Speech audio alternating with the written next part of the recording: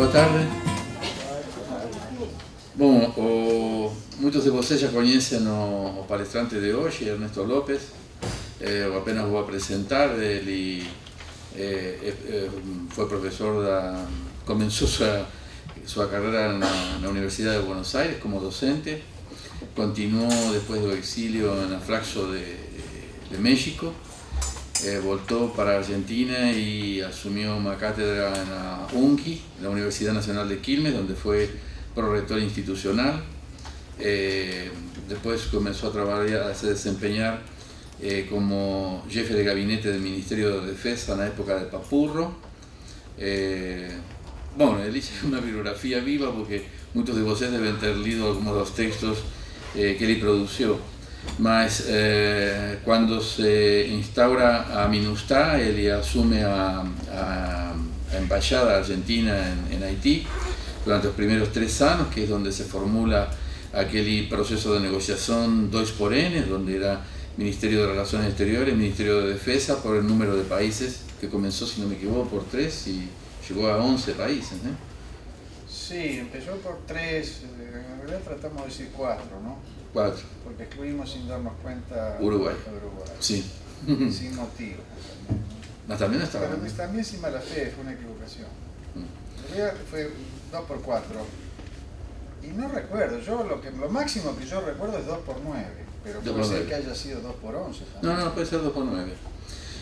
Después estuve 6 años de embajador en Guatemala, voltó para Argentina y hoy es director, continúa en la UNCI como profesor colaborador, consultor, y es director del Instituto de Problemas Nacionales en la Universidad Nacional de Lanús. Y hoy va a hablar sobre seguridad internacional, reconfiguraciones y perspectivas sudamericanas. Entonces, sin más delonga, Ernesto. Bueno, buenas tardes, un gusto estar de nuevo aquí, en la UNESPI, en el IPRI, además con todos ustedes, ya nos conocemos. Bueno, me han molestado para que venga a dar, además de que desembarqué a las 2 de la mañana hoy en el aeropuerto, para que venga a hacer una exposición aquí que he pensado, sí, seguridad internacional, reconfiguraciones y perspectivas sudamericanas.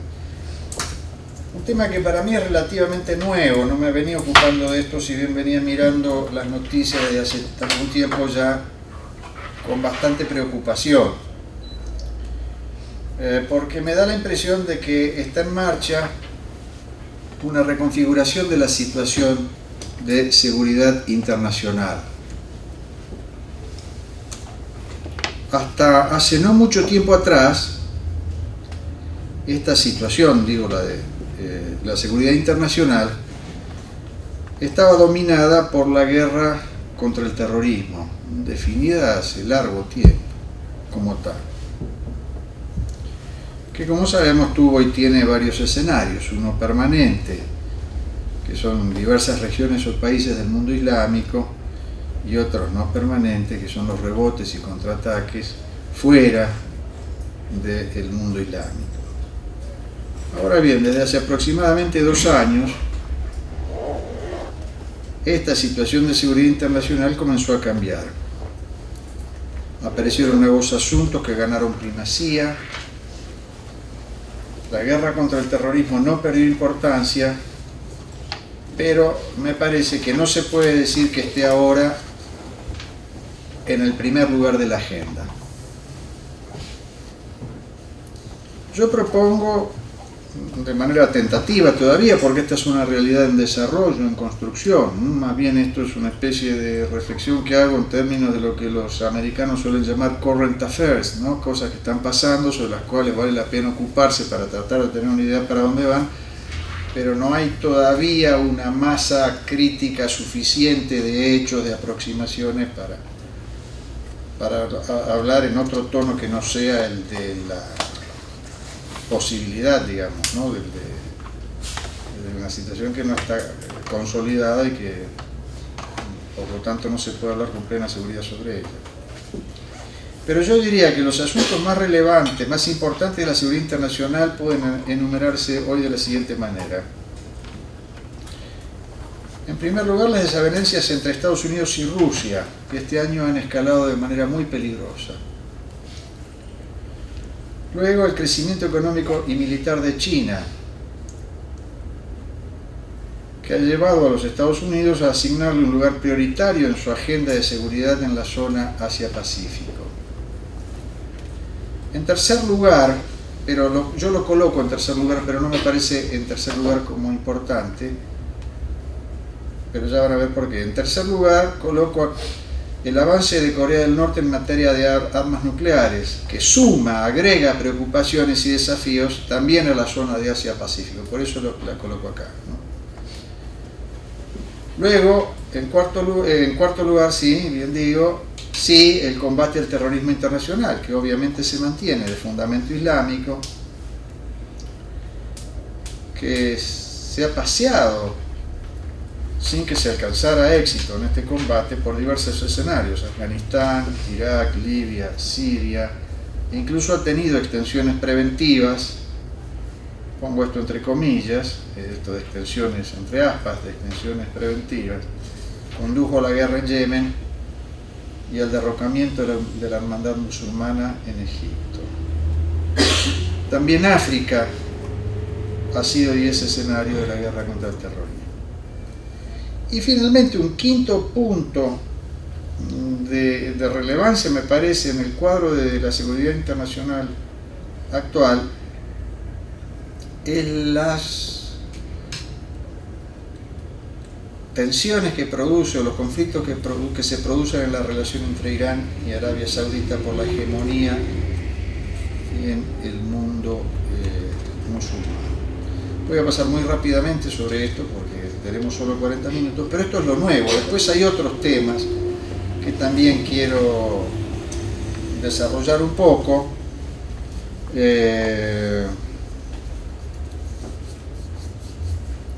Que son concomitantes, que aportan a la situación de inseguridad de distintos registros. Por ejemplo, las economías maduras, notoriamente los países que integran el G7, pero además algunos de los amigos, digamos, del G7, los que están en la Unión Europea, por ejemplo, y además que no son del G7. Bueno, es una categoría amplia, no puedo dar precisiones sobre esto porque terminaría el tiempo dando las precisiones.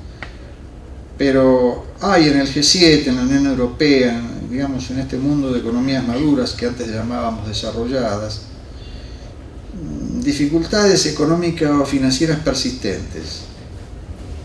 Se agrega ahora el nuevo problema del Brexit, y todo esto debe considerarse, debe ser tenido en cuenta, porque impacta en la situación de seguridad en la medida en que afecta el poder, especialmente el poder económico y financiero, a los distintos países. Es decir, la capacidad de colocar recursos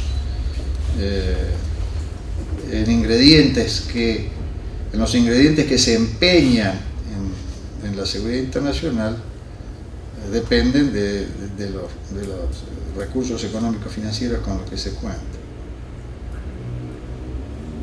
También desde el costado sudamericano, desde la perspectiva sudamericana, deben examinarse algunas cuestiones. Por un lado, el cambio de condiciones económicas y comerciales para su desenvolvimiento. Y por otro, las derrotas políticas y de diversa clase y alcance sufridas por Venezuela, Argentina, Brasil y muy recientemente, además, creo que hay que agregar Colombia. Y finalmente también me referiré brevemente a estas dos dimensiones mayores: la reconfiguración de la situación de seguridad internacional y su repercusión sobre América del Sur, y trataré de colocar o de traer a colación algunas conclusiones. Bueno, paso al primer punto, de los que había mencionado, que es la desavenencias entre Estados Unidos y Rusia. Me parece que uno puede colocar un punto de, no sé si de arranque, pero sí de plena identificación de que hay desavenencias serias entre Estados Unidos y Rusia hacia los años 2013-2014 alrededor de la cuestión de Ucrania. Como ustedes saben, en 2013 se incrementó la movilización y la protesta contra el entonces presidente Yanukovych de Ucrania, que era renuente al ingreso en la Unión Europea y en cambio tenía una relación fluida con Rusia. En 2014 el Parlamento destituyó a Yanukovych, convocó elecciones, que ganó el actual presidente Petro Poroshenko, que es pro-norteamericano y asumió en junio de ese año.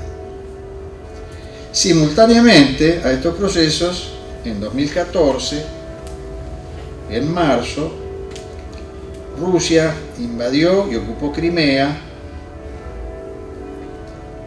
convocó un plebiscito en el que se optó por abrumadora mayoría por la incorporación a la Federación Rusa. El plebiscito lo convocó obviamente en Crimea, ¿no?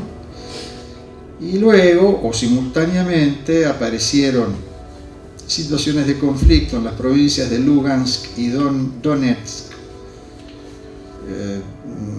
ubicadas en el sudeste de Ucrania, que finalmente han sido dominadas por movimientos separatistas prorrusos. A mí me parece que este es el punto central en el que se manifiesta una larvada desaveniencia que venía siendo protagonizada por Estados Unidos y Rusia, pero contenida. Cuando ocurre todo esto en Ucrania, como que estalla la situación de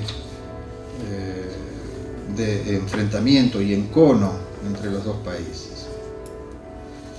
Voy a citar algunas cosas, no todas las que tengo porque no nos va a dar el tiempo. Bueno, que Estados Unidos apoya con armamento y asesores militares al ejército de Ucrania. En la última cumbre de la OTAN, que ocurrió entre el 8 y el 9 de julio pasado, en Varsovia, la OTAN decide desplazar 4 batallones a los países bálticos y a Polonia. Todos integran la OTAN, estos países. Son 4.000 efectivos. Los Estados Unidos se asientan en Polonia, o se van a asentar, esto está transcurriendo, no es que estén ya, ¿no? Está la decisión y empieza el despliegue. Les decía que Estados Unidos se asienta en Polonia, Canadá, Reino Unido y Alemania, que son los 4 países que colaboran con tropas para este emprendimiento, lo hacen en Estonia, Letonia y Lituania. Rusia responde, pone en alerta a sus tropas asentadas en el noroeste y concentra misiles en la ciudad de Kaliningrado, un enclave ruso ubicado entre Polonia y Lituania. Kaliningrado fue la capital de Prusia con el nombre de Königsberg. Por estas cosas de las particiones y los repartos quedó ahora este pequeño enclave en posesión de Rusia. Y Rusia hace muy poco tiempo anunció su intención de reabrir bases militares en Cuba y Vietnam. Y siguen, por ejemplo, en una actividad que se desarrolló hace muy poco, en el corriente año en Washington, el subjefe del Estado Mayor del Ejército de los Estados Unidos, el teniente general Joseph Anderson, declaró en una exposición que hizo en el encuentro anual de la Asociación del Ejército lo siguiente. Dijo: la nación enfrenta amenazas de modernos estados nacionales que actúan agresivamente con una militarizada competencia. Y luego se preguntó: ¿a qué suena esto? ¿A Rusia? En la misma reunión, el brigadier general William Hicks, a cargo de la Dirección de Estrategia y Planes de esa subjefatura de Estado Mayor de Ejército que comanda Anderson, también en una presentación que hizo en ese mismo evento, señaló que China es una amenaza creciente y que junto con Rusia reúne fuerzas convencionales masivas que que son tecnológicamente avanzadas y fuerzan al Pentágono a prepararse para una respuesta violenta en una escala que el ejército de Estados Unidos no ha visto desde Corea. Bueno, Rusia advierte a Estados Unidos que si se producen ataques misilísticos o aéreos sobre el territorio controlado por el gobierno sirio, cambiamos ahora de escenario, los sistemas de defensa aérea rusos responderán inmediatamente. Y para que se den una idea del cambio, digamos, de la percepción de los propios Estados Unidos sobre la cuestión de situación de seguridad internacional y de sus problemas de estrategia de seguridad nacional, en estos documentos que se generan periódicamente, el National Security Strategy de 2015, que lo genera el presidente de Estados Unidos, y el Quadrennial Report Review de 2014, que lo genera el Departamento de Defensa de los Estados Unidos, digo, uno de 2015 y el otro de 2014, sus preocupaciones estratégicas mayores son la región Asia-Pacífico, Rusia, la guerra contra el terrorismo y Corea del Norte.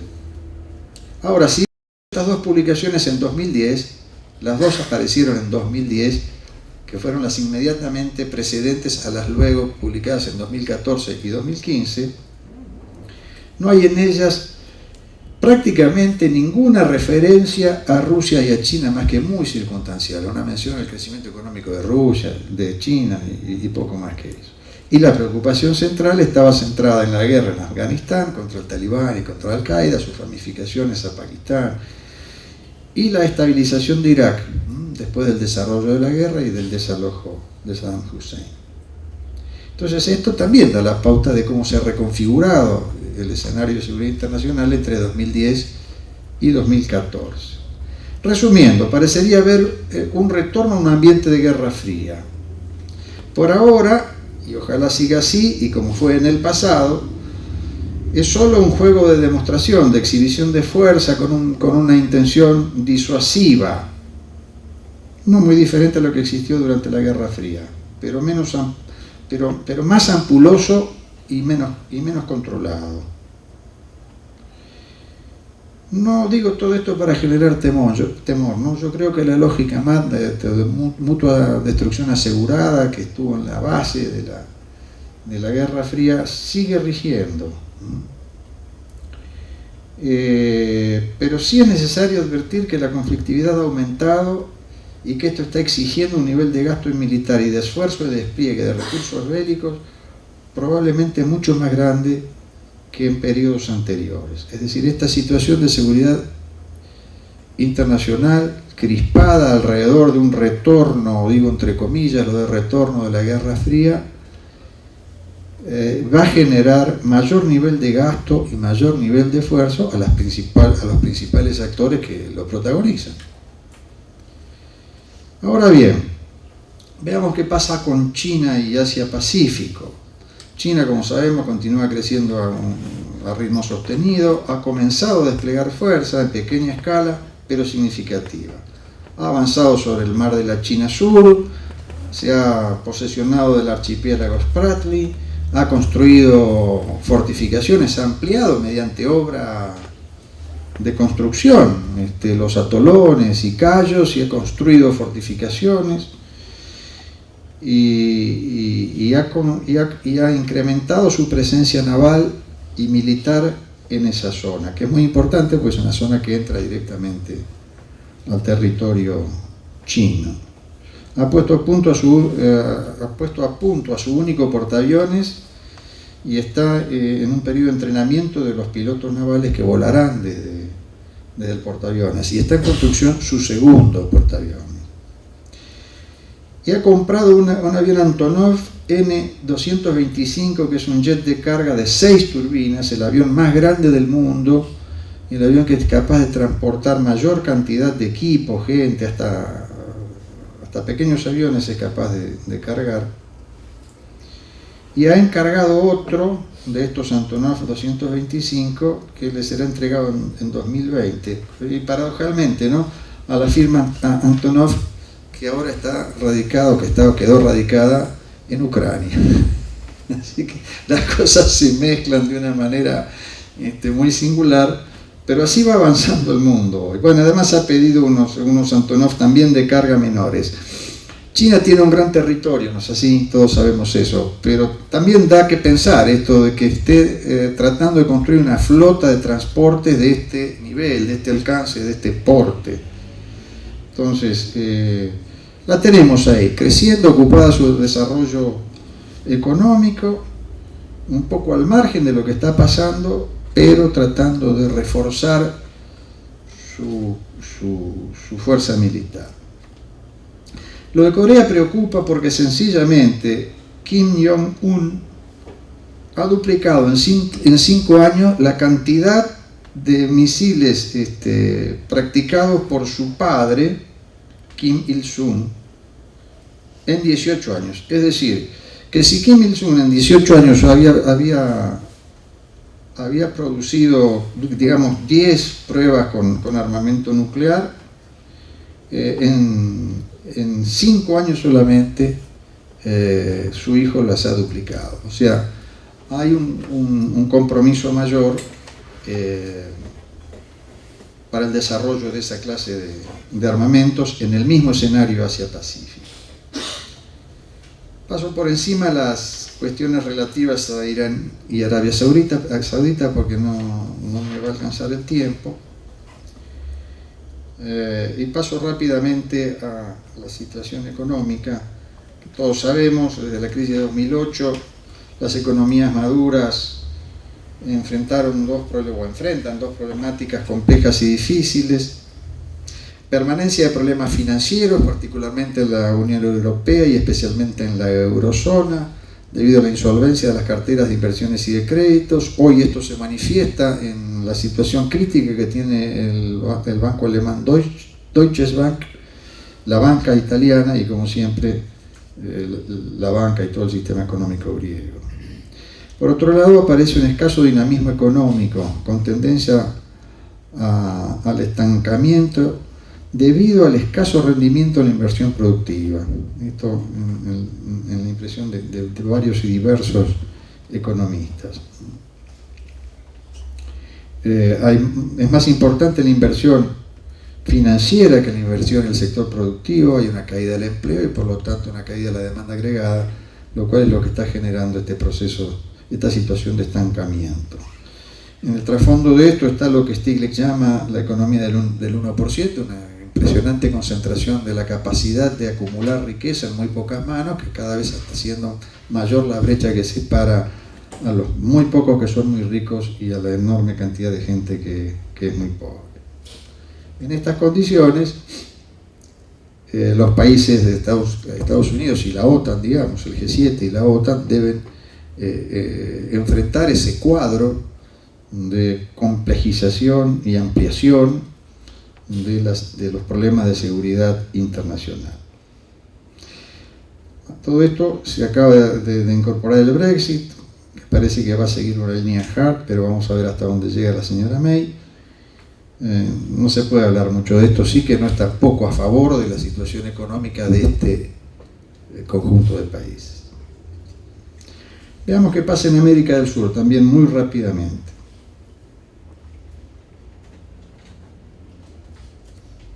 Se produjo en este último tiempo, una reversión de las condiciones económicas favorables para el desarrollo, la inversión.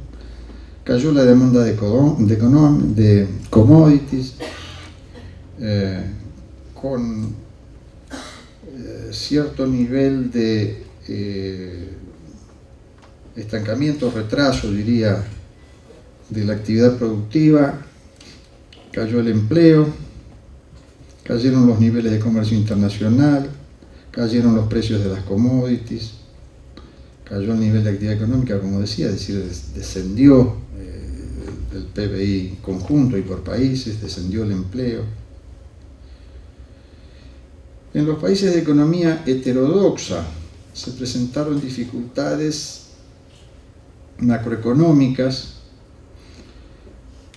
incremento del estrangulamiento externo, es decir, de la diferencia entre las divisas que se consiguen y las que se usan para importar maquinarias, equipos, bienes de capital, etc. Se incrementó el gasto público y cayó el dinamismo positivo de las exportaciones primarias. Es decir, apareció un cuadro de reflujo de una situación que había sido muy cómoda, muy interesante y muy conveniente para nuestros países, para dar lugar a la instalación de una economía bastante más complicada. Esto no atañe solamente a América del Sur, es prácticamente toda América Latina. El último reporte que acaba de hacer CEPAL está previendo una caída del 1.6 del PBI para la región en este año. Y a esto se suman las derrotas políticas de diversa clase, en Venezuela, que fue meramente legislativa, en Argentina, que pierde el peronismo, kirchnerismo, el gobierno, y en Brasil, que no pierde, pero hay un golpe blando que todos saben, derroca a Dilma Rousseff. Y últimamente tenemos que sumar de alguna medida como sorpresa también, tal vez no tan sorpresa, pero porque entraba dentro del horizonte de posibilidades, pero realmente sorprendió finalmente el triunfo del no en Colombia, impulsado por un señor claramente definible como de una derecha muy conservadora. Se le podría agregar algunos otros ingredientes, pero con eso alcanza para lo que yo quiero formular aquí. Entonces, los proyectos económicos heterodoxos, para definirlos rápidamente, han quedado con sus coaliciones políticas y sociales de sustentación bastante debilitados, ¿no?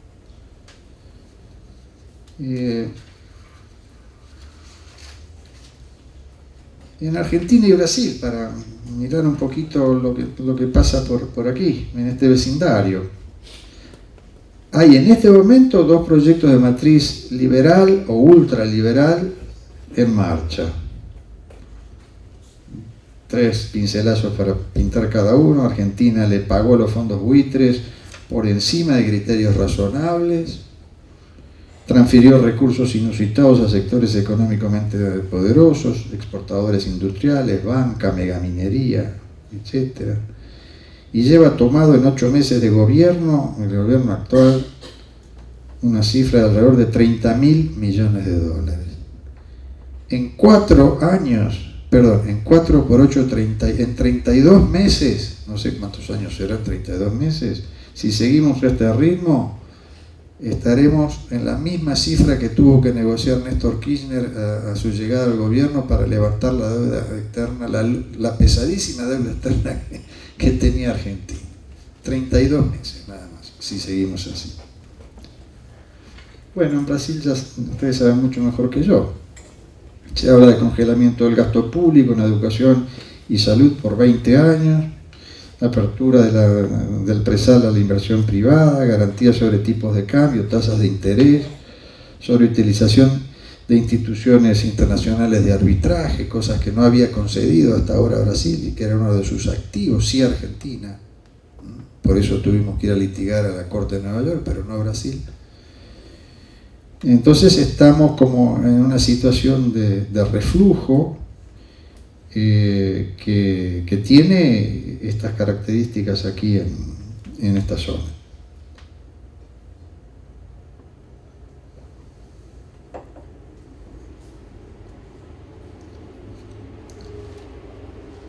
Entonces, el cuadro de seguridad internacional se ha complejizado, se ha ampliado, hay muchos problemas candentes, muchos de ellos, de mucha importancia, y por lo tanto, la atención de esta conflictualidad que ha crecido en el mundo y ha escalado a nivel de lo que era la vieja Guerra Fría, demandará a los actores más importantes en este escenario una mayor colocación de recursos para atender a esas problemáticas. Es decir, que para los países que juegan en las ligas mayores, la cuestión de la seguridad internacional se ha encarecido. Les va a salir más caro atender todos esos problemas de lo que les venía saliendo. Caro quiero decir, tienen que colocar mayores recursos de toda clase, materiales y y de personal. América del Sur, se reafirma como área, al contrario, se reafirma como área de economía de recursos, de medios y de esfuerzos para los países que juegan este juego en las ligas mayores que acabo de mencionar. En principio, esto haría que sus márgenes para ganar autonomía estratégica se agrandaran, en principio, cosa que no está sucediendo por lo que acabo de relatar. Cuando el señor Pinochet, que trajo por primera vez los Chicago Boys a América Latina, empezó a diseñar una economía que pudiera contenerse dentro de lo definido en el consenso de Washington, y empezó a dar los primeros pasos en el sentido de lo que luego se llamó el desarrollo de un modelo económico neoliberal, no negoció el cobre. No es necesario, aún para los que intentan estos caminos, no es necesario entregar todo lo que están ofreciendo hoy Argentina y Brasil. Esta es una cosa que solo se explica por ahora por el movimiento de la política, por la autonomía que tiene la política y por la circunstancia de que por distintas vías se ha revertido el signo de los gobiernos actuantes hoy en los dos países. Ahora, queda para mí, pero como un interrogante a seguirme en estos momentos, ¿no? ¿Por qué ocurren estas cosas que no son necesarias? No es necesario entregar al presal para pensar en la posibilidad de un desarrollo sobre la base de un modelo neoliberal. Del mismo modo que no es necesario transferir recursos en cantidades descomunales a exportadores agrícolas, banqueros en Argentina, mientras se sigue tomando deuda a lo loco. Esto es algo que quedará a ser atendido, me parece, ¿no? Una tercera cosa que me parece que hay que señalar y que tendría que haberla puesto en primer lugar es que entre los actores más importantes, bien mirado todo, este enfrentamiento entre Estados Unidos y Rusia tampoco tiene mayor sentido. Uno lo entiende en la casuística, ¿no? Pasa lo de Ucrania, respondo esto, pasa en Siria, no me pongo de acuerdo, mis aliados son Arabia Saudita y Qatar, mis aliados es Siria, que además está respaldado por Irán. Todo bien, entendemos esa lógica intermedia de alineaciones, recursos de poder, todo esto. Ahora, a la hora de la hora, ¿quién gana con este nivel de enfrentamiento entre Rusia y Estados Unidos o a la inversa? Que van a tener que poner montañas de plata para poder sostener estos despliegues y estos incrementos de las situaciones de presión militar para conseguir disuadir presumiblemente al otro de que haga alguna cosa. Yo tengo una sola respuesta: gana China. Gana China. China sigue su marcha como un gran transatlántico, gestionando su desarrollo capitalista nacional, único país que lo puede hacer en contexto de globalización económica por sus dimensiones y por la centralidad de su poder político, por la cantidad enorme de recursos que tiene también, pero que no le alcanzan porque tiene que buscar mucho afuera. En el fondo, gana Estados Unidos. Si esto sigue de esta manera, gana China. El principal beneficiario de esto va a ser China, que ya es la primer potencia económica y que en algún momento dará el paso de empezar a proyectar fuerza a los teatros que le importen. Hay que recordar que China tiene el ejército más numeroso del mundo, 1.300.000 efectivos. Entonces, da la impresión de que el mundo se ha enloquecido un poco, pero así estamos. Así estamos. En este marco, en el que presenta unas situaciones inesperadamente contradictorias o irónicamente contradictorias,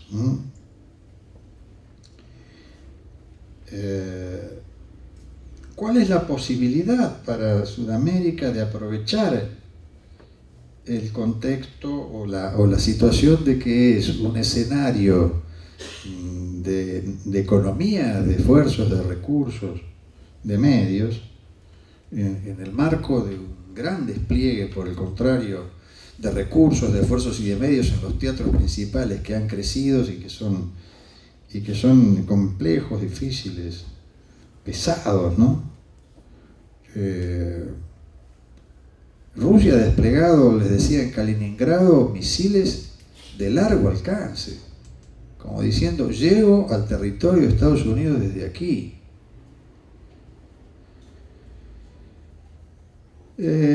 Claro, pero ¿cuál es la posibilidad de aprovechar esta autonomía, de aprovechar estas condiciones para practicar un poco más de autonomía estratégica? Ninguna. Con los gobiernos del signo que tenemos y con las actitudes que están teniendo, no aparece ninguno. Entonces, para ir terminando, yo no tengo respuestas. Me parece que este es el cuadro, un cuadro complejo, complicado, que debe ser mirado con responsabilidad, con paciencia, para tratar de entender sus líneas de desarrollo y cómo adecuar decisiones políticas desde una perspectiva sudamericana. Creo que podríamos estar bastante mejor de lo que estamos. No nos ha acompañado la política, que no solamente ha retirado del poder a conducciones comprometidas con formas heterodoxas de pensar el desarrollo económico, con formas de resolver problemas sociales pendientes, especialmente de inclusión social. No solamente que se han retirado esos gobiernos que podrían haber aprovechado mejor esta circunstancia, sino que además los que vienen de signo completamente cambiado hacen cosas que no tendrían por qué hacer, o sea, que van más allá de lo que les está pidiendo la situación, actores que hacen más de lo que en realidad estarían condicionados a hacer para esto, ¿no? Está claro que cuando uno quiere el apoyo de las grandes economías, si es que sirviera para algo, hay que preguntarse si sirve para algo a esta altura del partido eso. Vale la pregunta, no lo hago como una cosa retóricamente política, lo hago de una responsabilidad de pensar el desarrollo y la articulación de la economía con la política.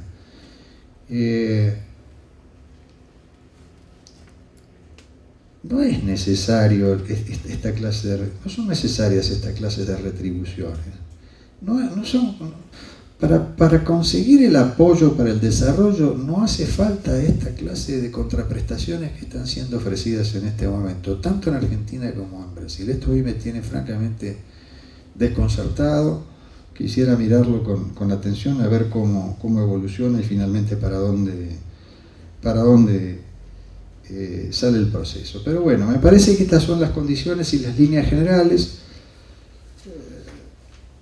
Nada, no me parece que vaya a haber una guerra mundial, creo que es un pulso, no sé si ustedes entienden cuando yo digo pulso, pugna, ¿no?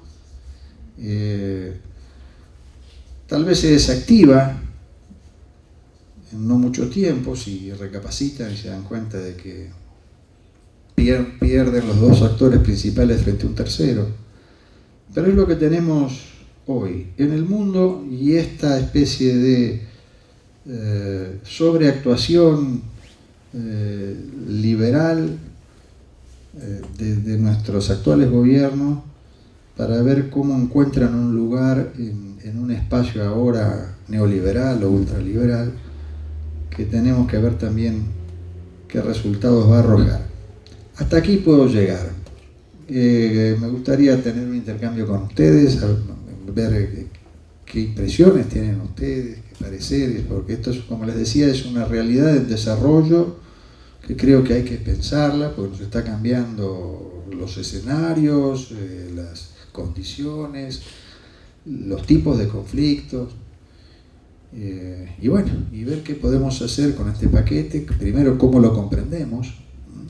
Primero hay que comprender, viene a lo weberiano, hay que tratar de entender qué es lo que está pasando. Y luego ver qué consecuencias se siguen a nivel económico, político, etc. Bueno, muchísimas gracias.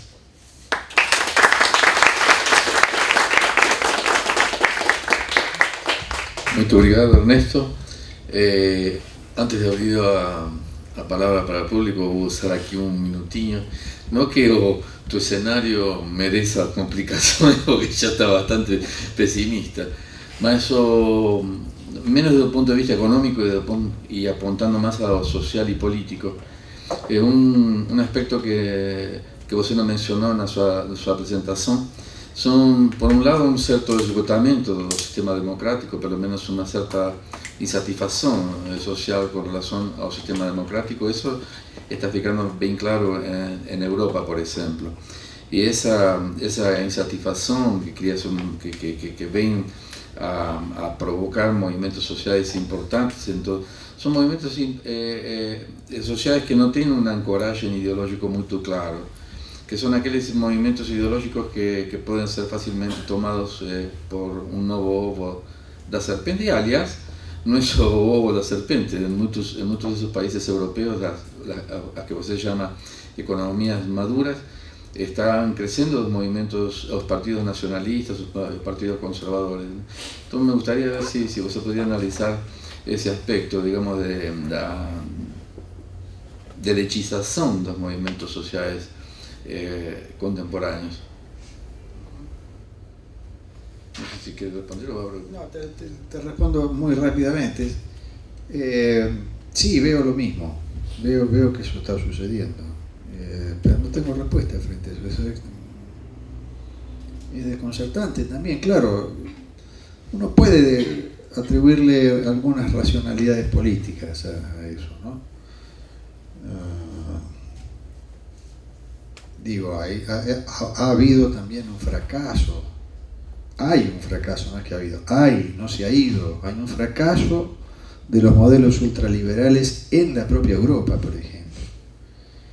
Y hay un fracaso con la socialdemocracia que cambió por la gobernabilidad hondura programática.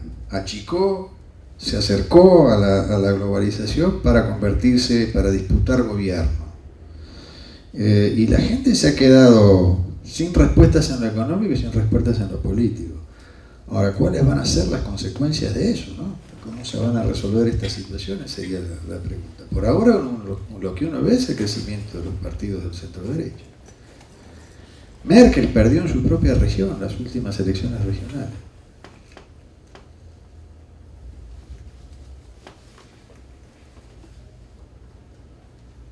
Nada, los he dejado apabullados. Sí, puede preguntar en portugués que él entiende perfectamente. Se possível, se identifica, por favor. Ok. Dá para ouvir? Sim. Meu nome é Matheus Borella, sou sócio de uma consultoria de estudos estratégicos para o Oriente Médio e Eurásia, em especial no Irã, na Pérsia. Né?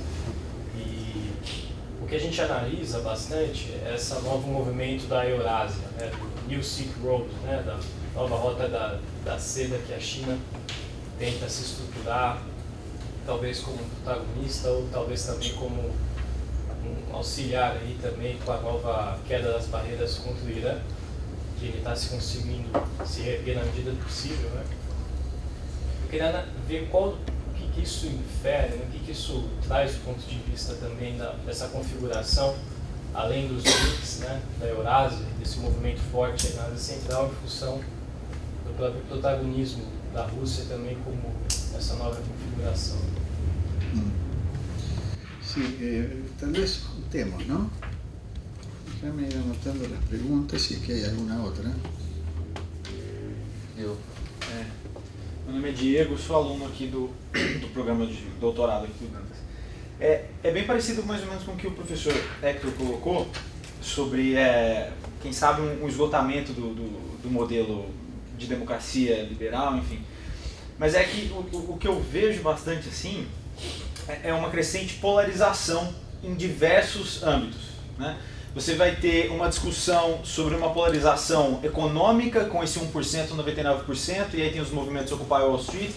Não por outro motivo o livro do Piketty, né, O Capital no século XXI, fez tanto sucesso, porque ele está falando sobre uma polarização econômica.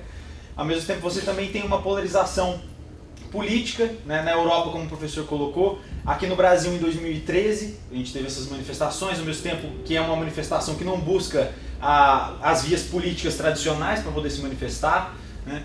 E nos Estados Unidos a gente vê o Trump e a Hillary, e até nas primárias democráticas a gente tem a Hillary e o Bernie Sanders, né? que é um candidato que se coloca como socialista, sendo que nas eleições do Obama ele só por falar em um sistema público de saúde ele já era colocado como um comunista. Enfim, é uma mudança em pouquíssimo tempo muito aguda, né?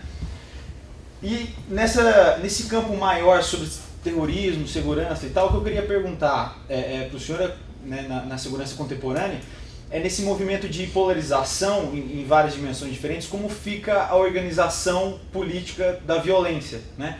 Quais são as tendências, então, que o senhor pode enxergar para colocar isso, e qual que é o lugar da América do Sul nesse sentido, né? Porque me parece que essa organização política da violência, ela cada vez mais se volta para o âmbito interno, não tem uma fronteira muito clara, e na América do Sul a gente já tem, me parece, uma estrutura histórica, né, formada desde o início dos nossos estados, que permite muito facilmente a entrada desse tipo de discurso do inimigo interno, né? Não sei como é que fica a permeabilidade, né, e a suscetibilidade da América do Sul a essa polarização global.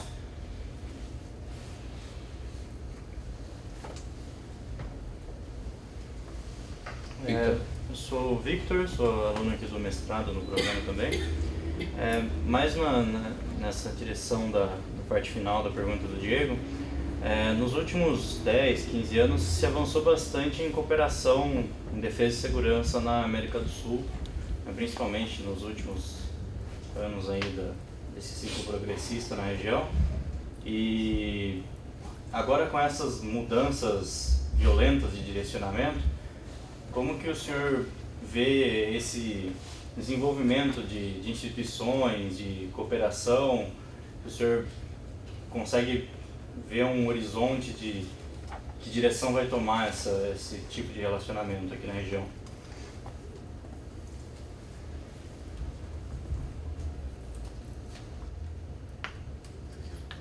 Cerramos ahí. Bueno.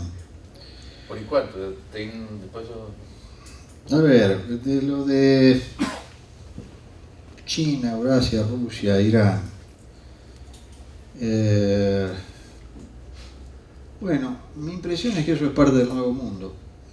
Así como digo que hay economías maduras y que las economías maduras están estancadas, economistas del sistema, un tipo como Larry Summers, que fue presidente de la Fed, dice que hay un parate y que es de larguísimo tiempo, crónico. Hay un estancamiento crónico en el desarrollo del Producto Bruto en las economías maduras y no ve forma por el momento de que eso cambie. Así como hay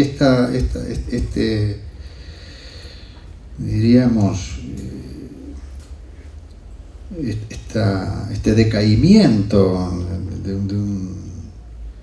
de un núcleo que hasta cuando armaron el G7, ¿no? Eran los dueños del mundo. Y en, no sé, 20, 25 menos años están en una situación como de estancamiento, y hay otras realidades que se mueven con un dinamismo importante, inesperado en alguna medida. En fin, es parte de lo que sucede. Yo no puedo decir mucho más. Cada uno va haciendo sus juegos. A mí me parece, el juego chino me parece especialmente bien llevado. Si algo puedo decir en este escenario, es que el que está jugando mejor en relación a administración de sus propias posibilidades, de las cosas que hace, de las que omite, es China. Y de protección de infraestructura. hablar de ferrocarriles para el lado de la ruta de la seda también. También, claro. Pero nada, no puedo decir mucho más que eso.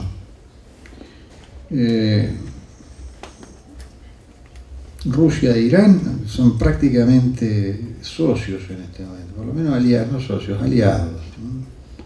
China no juega con ninguno de los dos, necesariamente.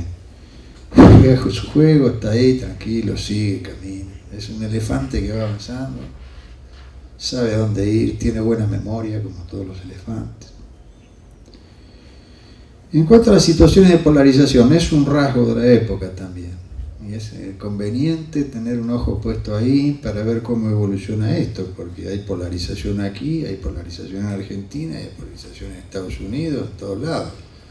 Hubo polarización en España hasta el nivel de la parálisis, parece que ahora se desempata por algunos tropiezos en el desempeño de algunos de los actores importantes de ese sistema político, que parece que le han dado finalmente cierto aire de nuevo a Rajoy, pero de todos modos estaba muy polarizado, más allá de cómo se resuelva la situación. Bueno, ni qué hablar del Reino Unido, ¿no? Renació Corbyn, hay de nuevo una pugna entre laboristas y conservadores, digamos de las tradicionales, pero aparece también la posibilidad, ya la anunció la Nicola Sturgeon, de que haya un nuevo plebiscito para ver si Escocia abandona la unidad en el reino o no. Están pasando estas cosas de polarizaciones, estamos viviendo tal vez una situación de enorme convulsión de la cual no nos estamos terminando de dar cuenta. Son demasiados asuntos que se parecen, ¿no? Yo no puedo decir más que eso, más que describir un poco, decir estas cosas pasan, estamos frente a un movimiento que lo único que sí anuncia, me parece, por eso utilicé esta idea, ¿no? Es que hay una reconfiguración en marcha, eso sí. Yo creo que hay una reconfiguración, esto quiere decir que muy probablemente al final de ese proceso algunas cosas van a haber cambiado sustancialmente. Finalmente, en cuanto a qué dirección llevan estas mudanzas en la articulación de defensa y seguridad en América Latina, en América del Sur, y en qué han quedado los incrementos de cooperación, en materia de cooperación. Habrá que verlo. Creo que Brasil y Argentina han firmado también un inesperado documento largo sobre cooperación. Yo lo he leído ayer, porque me lo mandaron por mail. Ayer viajé, estaba muy apurado, así que no puedo hablar con mucha precisión de esto. Pero parece un documento que me sorprendió. Está lleno de cosas interesantes de la discusión, de las cosas que se plantearon, porque, bueno, viene de los gobiernos Temer y Macri, ¿no? Y son cosas, algunas de ellas que podríamos haber firmado tranquilamente en el momento anterior, o verlas firmadas y hubiéramos dicho, estas cosas hay que hacer, cooperación en la Antártica, cooperación en el desarrollo de ciencia y técnica, una serie de cosas que aparentemente están para mantenerse. Me dejó medio sorprendido. Pero sí, hay una mudanza y hay una presión, y la mudanza y la presión van en el sentido de comprometer a las Fuerzas Armadas en la agenda de la lucha contra el narcotráfico, sobre todo, y algunos, entre otros Argentina, estamos comprando también la lucha contra el terrorismo, lo cual es una insensatez absoluta, pero está.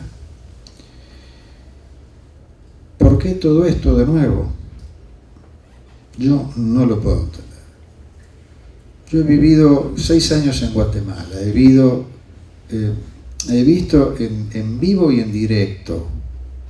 No fue una grabación, ¿no? ¿Se acuerdan cuando la televisión iba y está, vos ves el hecho ahí en la pantalla? He visto el desarrollo o el modus operandi de los grupos narcotraficantes.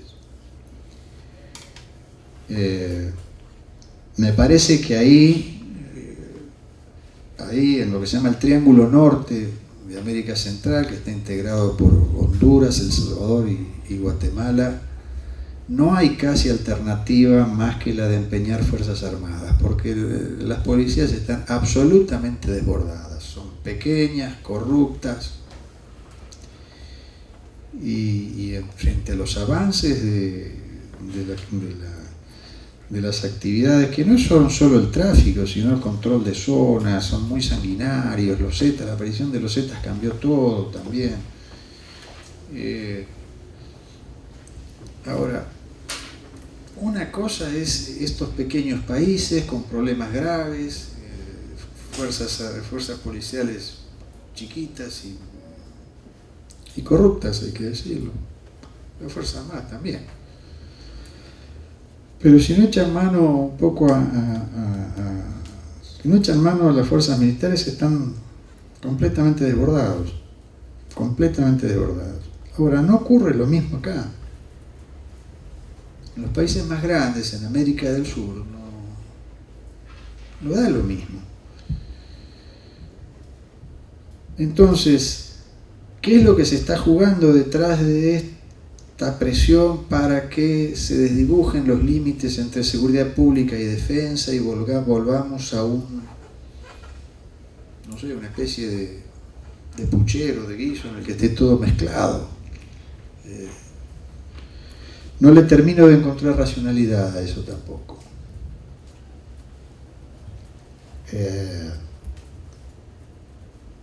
No vamos a ganar mucho con eso. Lo sabemos perfectamente bien, los compromisos mayores han salido mal, basta ver lo de México, incluso lo de Colombia. Y los menores, o más acotados, más limitados en el espacio, en el tiempo, han tenido resultados, bueno, no necesariamente demasiado buenos, no han resuelto las cosas. Entonces, no sé, ¿a dónde vamos? Probablemente la única cosa que yo puedo imaginarme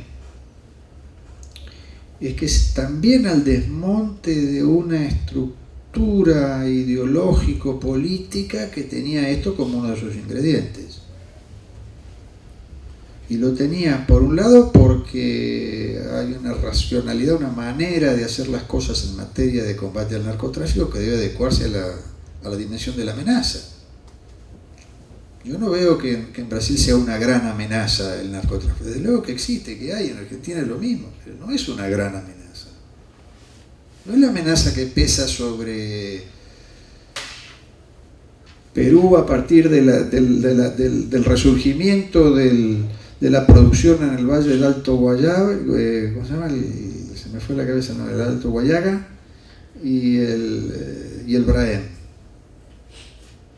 Ahí hay un desafío. Ahí hay gente que controla territorio, gente que está armada, gente que tiene avionetas, gente que tiene que controla una zona.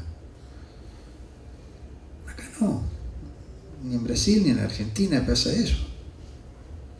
Entonces tenemos otra clase de... Hay narcotráfico, desde luego. Ahora, digo, para hablar del caso argentino que conozco más, lo que hay que hacer es, por empezar, recuperar el control de los puertos.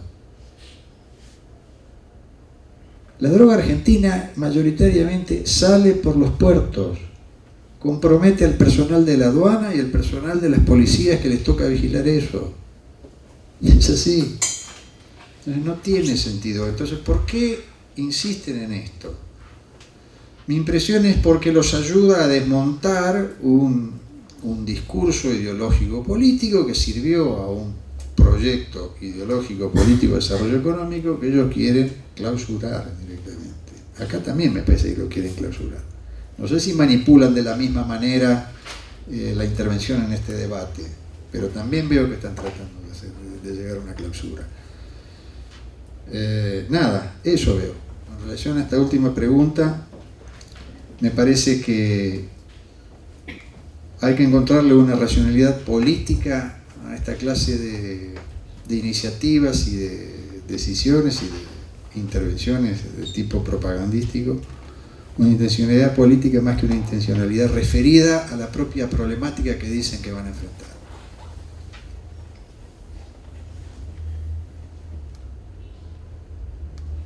Bien, usted dirá.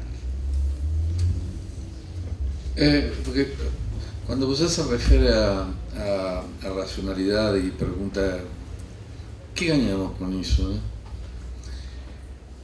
Parecería que la racionalidad fuese un fenómeno objetivo.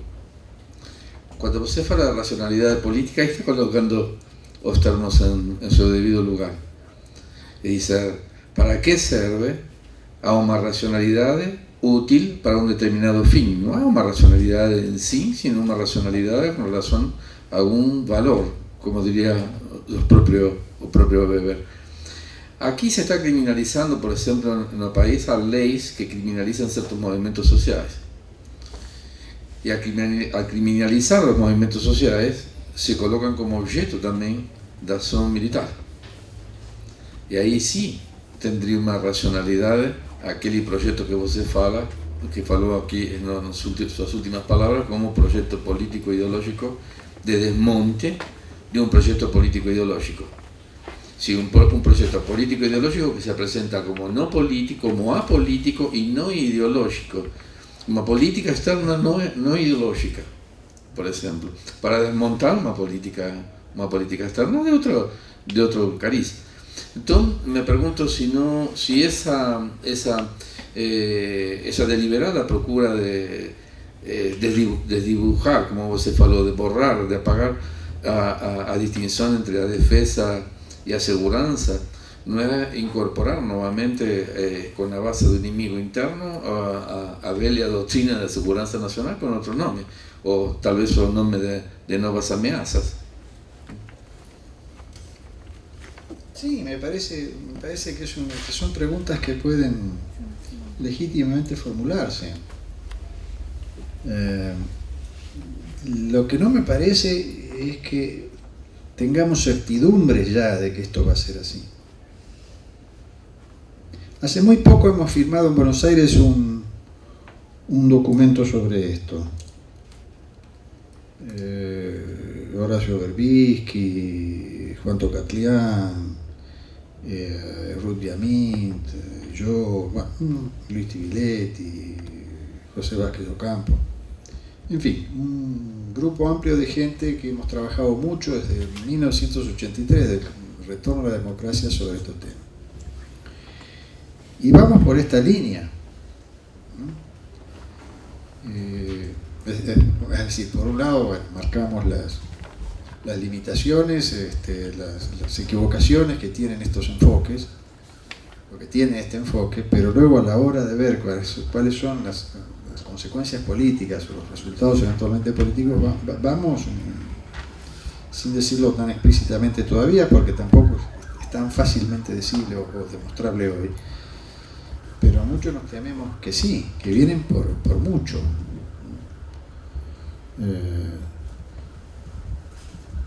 Es como seguir presionando para el desmonte de una alternativa política que parece que los ha dejado demasiado preocupados que haya existido. Pero a mí me parece que no tenemos todavía el conjunto de elementos que hagan que respalden esta interpretación.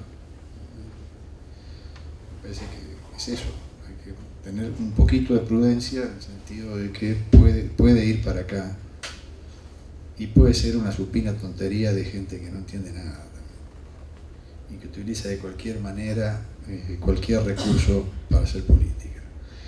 Esto es más fácil de decir tal vez en Argentina que en Brasil, porque todo lo que se diga que es diferente de lo que se hizo en el kirchnerismo es lo que lo llevó al triunfo a esta gente. Es un mero recurso de campaña electoral. Y tenemos elecciones el año que viene, son elecciones muy importantes, si bien son legislativas nomás, de renovación parcial de la Cámara de Senadores y Diputados Nacionales y de los poderes legislativos de las provincias, también van a dar una pauta de cómo está la correlación de fuerzas entre, digamos, los dos grandes bandos en pugna. Entonces, a lo mejor se trata de una cosa de manipulación política electoral, exclusivamente, pero bueno, estamos trabajando o especulando sobre el mismo terreno, ¿no? El uso político de la descalificación del otro, para sacar del juego a uno de los jugadores.